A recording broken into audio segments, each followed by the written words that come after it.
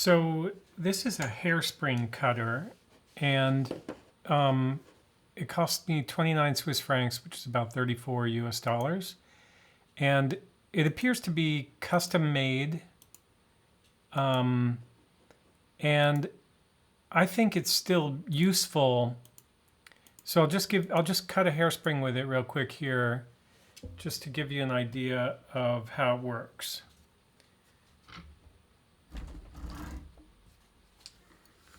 So I'm going to use this little piece.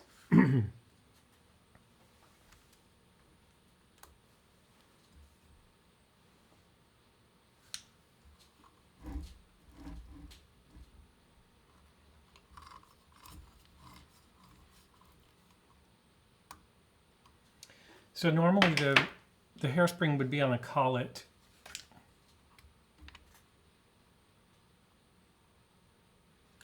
But I don't have one on a collet right now that I want to cut. So I'm just going to cut.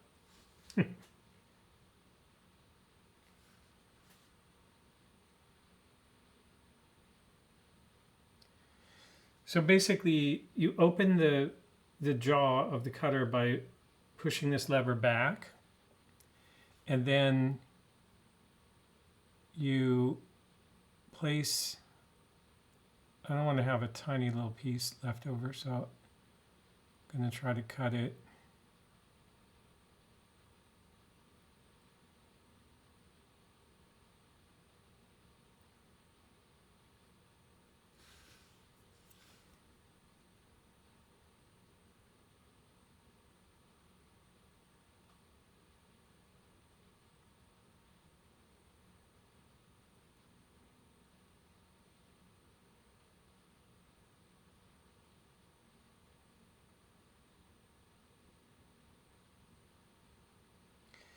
Oh, it gives me an opportunity to show one of the adjustments that you can make here. So if I want that jaw to open more,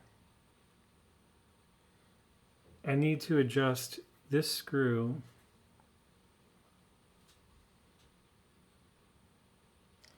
loosen this screw, open it a tiny bit more. That allows this plate to slide back, and this is the plate that stops it from opening further. Tighten that again, and now when I go back here and open it, it should open a little bit further. That's going to press down.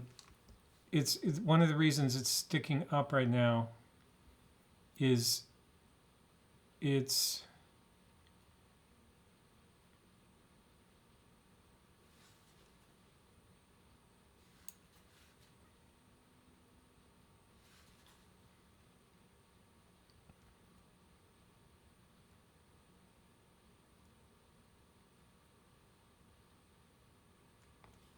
okay, I just want to do this quickly.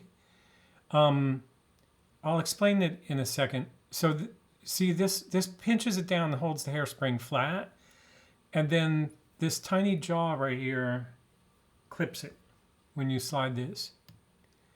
And it does it without distorting it. And that's the whole key. You end up with a perfectly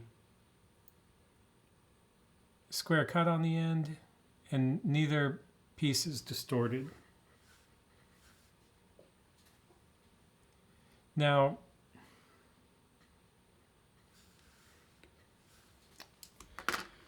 I'll just quickly show you the various adjustments, but it's all pretty clear as soon as you understand what it is. This is a locking screw, which I didn't have locked, which allows you to, using this screw, slide this portion that is the cutter back and forth. So you can go, so this thing is adjustable for different cuts you might need to do in different size hairsprings. That's the outer range limit, and this is the inner range limit. And I would say that it's made for wristwatch hairsprings, not for pocket watch. It's made for the smaller range. So this lets you set that. Like I said, this screw lets you set how far open the jaw goes. And this mechanism, this is a freewheeling thumb wheel or whatever. So when you push it down, you get this, there's something in here following a guide that causes this to swing around, drop over this locating pin, and then go straight down. And then I think that's basically it. Oh no, there's one other thing that's cool, but I need to put a different hairspring on there. So I wanted to try this. I want to try cutting this hairspring with scissors, tiny scissors, and just compare. Okay, so this is really how it's supposed to be used. You can put the collet there. That's why there's a pin with a shoulder on it. So I have this tiny pair of scissors that are made out of stainless steel. I used to do tricks with these. I used to cut American penny in half with these scissors, and it would actually cut them in half, cut a penny in half, because pennies are made out of aluminum. But anyway, we'll try to grab this here and just, probably going to need to reinforce that with the tweezers.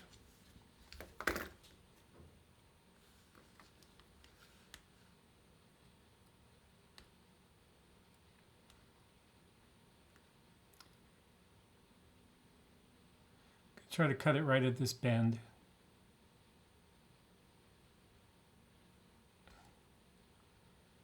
Oops.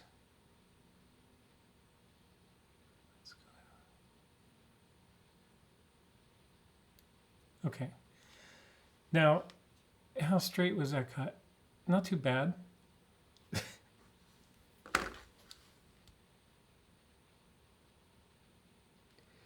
But this should also let us now see how this works. Okay, so normally the hairspring would be flat. This one is distorted, so it's not flat. The collet is actually sitting on a locator, which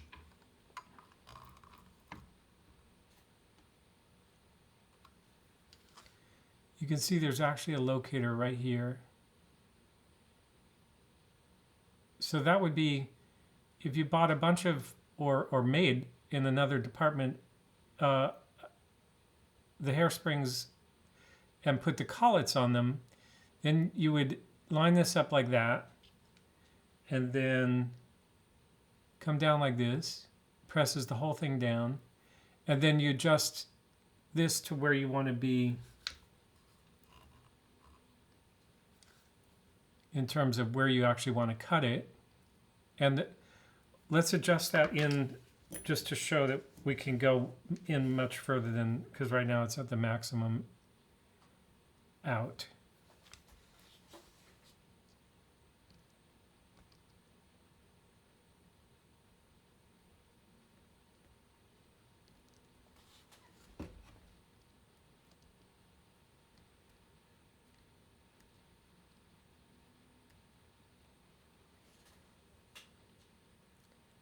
Okay, it's the maximum in now.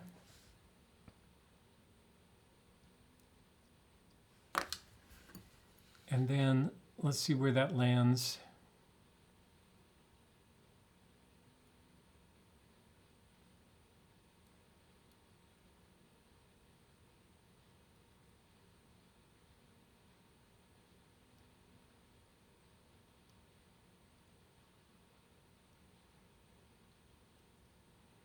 That's funny. So because this hairspring is kind of tweaked, came down in a different position each time.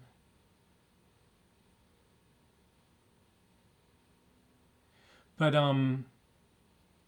normally you would have a hairspring that's, see, I think I might have even crossed this. You'd have a hairspring, you'd adjust this carefully. That's also why you can adjust the width of the jaw so precisely. So that each time you come down on a hairspring that's regular, it would hit it in the same position. And so the other thing I wanted to show about that is that this little gauge here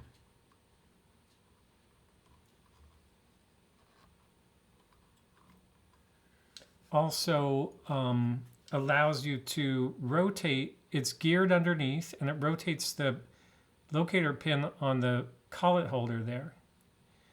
So you can do precision adjustment here.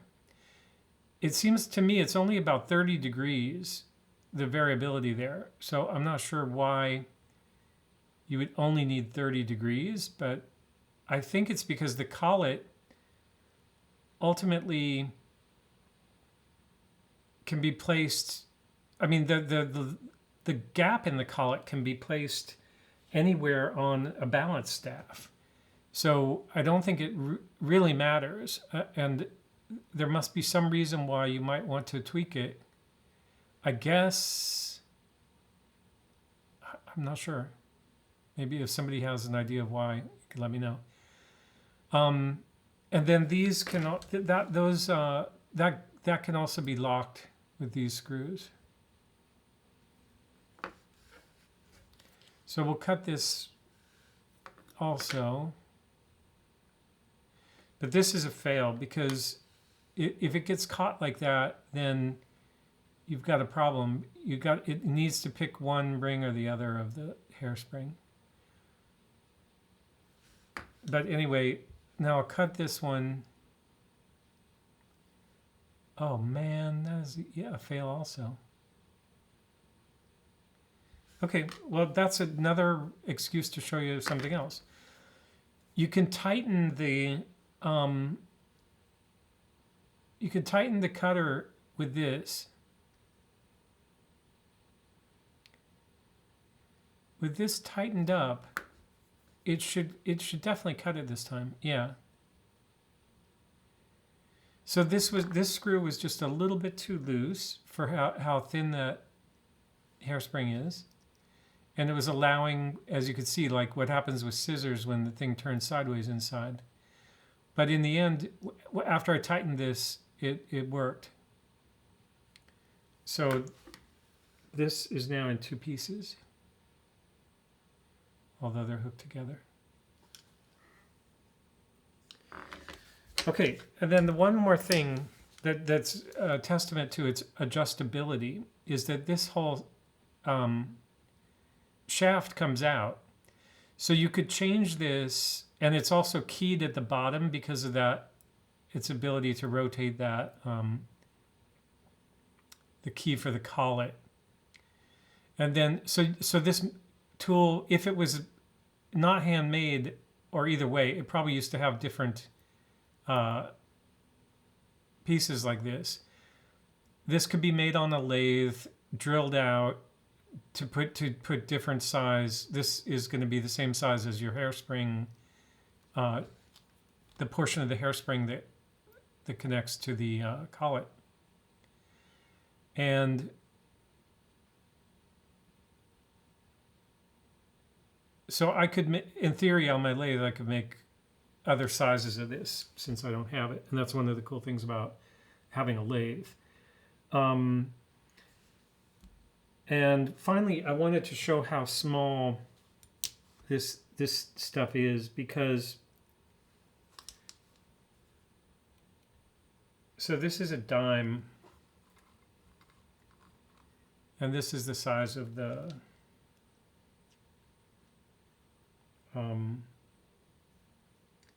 shaft in that thing.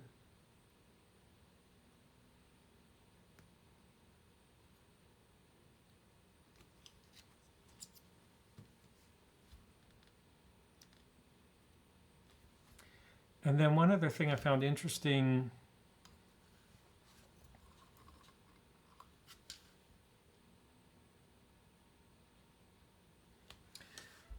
when I bought this, on the feet on the bottom, I've cleaned them up now, but there were some collets stuck in here. You can kind of see the circles here where they were. So I thought, oh, I'll keep those, and then I'll compare them with other movements to try to figure out which movement it was last used for. So these are the, get that where it's in camera. These are the little bits that were stuck in the bottom, the collets.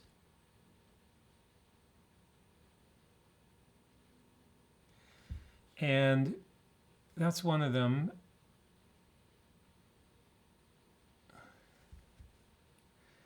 But the interesting thing was, there was one in there that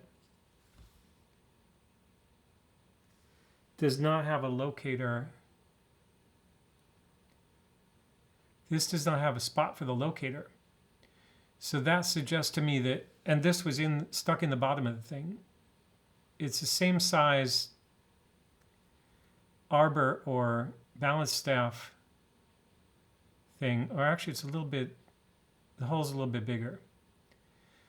But for this collet, you would have had to have used a different shaft here, and perhaps even one that would orient itself to the angular edges on this. But what's interesting about that is I just made a video, which will probably be the next video I upload, where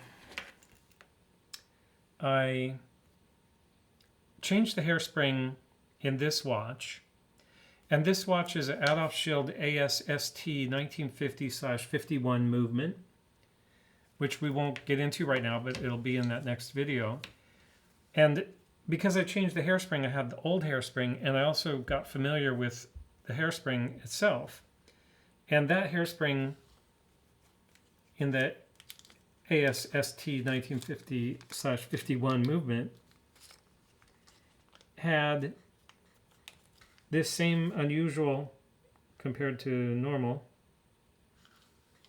collet. And they are virtually identical.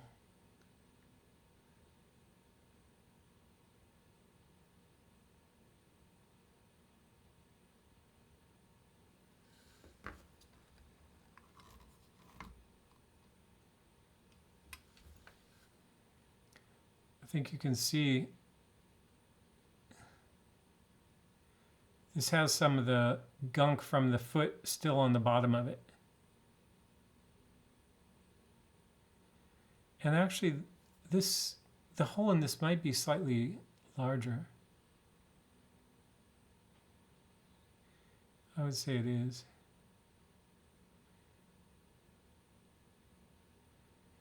I can also show you how this broke and why I couldn't.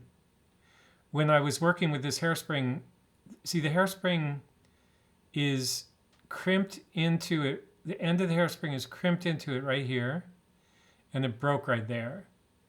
And this one doesn't even have this has the same slot for a hairspring, but there's no remaining part of it. Let me make sure, let me make sure this is in focus. Oh, different button.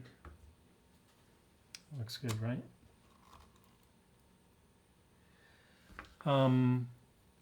So this is the one that it was in this watch here, and I was the hairspring was bungled on that in the first place. So I put that in the wrong place.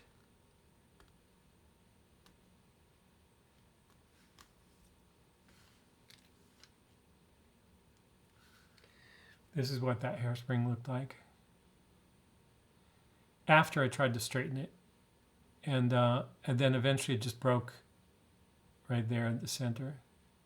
So I gave up on it, and then I ordered a balance complete with a hairspring in it, or a used movement from India. So there's a video coming up about that. But all this stuff, this stuff is so insanely small. Oh, the other thing is it's in a solid stainless steel base. Microscope's bouncing around a little bit from the desk bouncing, but this is so heavy, and it's great because the last thing you want when you're dealing with such tiny parts is a tool that's sliding around. So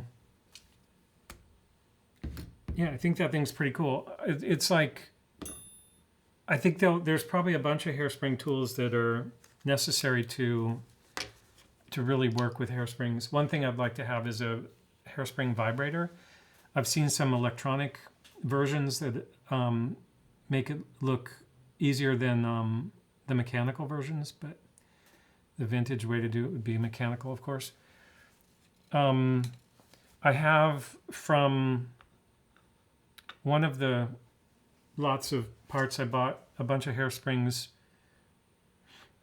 which are in this case. There's a cut piece on top to experiment with. This is one I'll try to unbungle someday. This hairspring has the same size collet as the arbor that's currently in the hairspring cutter. These all had slightly different. These had larger arbor, larger balance staff collet shoulders, or not shoulder, but the part of the arbor that should fit the collet. These were too big.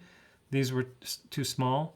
So there's definitely a need to change out that that portion of the tool for different collets. All right, that's it. Cool little tool. Add to my collection. Hopefully find something someday that I can do with it. Something interesting that's involved in the actual restoration of a watch. Thanks for watching.